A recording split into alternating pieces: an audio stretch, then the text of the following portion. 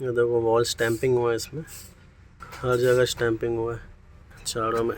Intake side है, इसको खोल के बाहर निकालने का पिस्टन को, उसका उसका ऑब्जर्वेशन करना है। स्टैंपिंग हो रहा है इधर, इसके लिए आवाज़ चेंज हो गया गाड़ी की। देखो इसका सिलेंडर ब्लॉक है, ये पिस्टन इसके अंदर रहता है।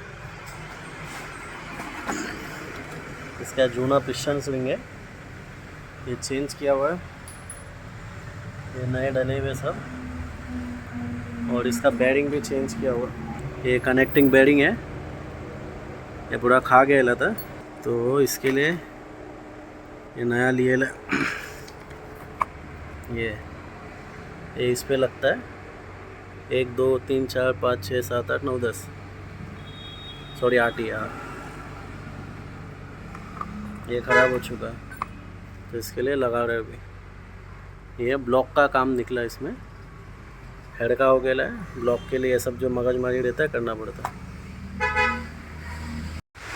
ये देखो सब लगा दिए ला, टाइमिंग का और बाकी है, चालू करके इंस्पेक्शन चालू है। मार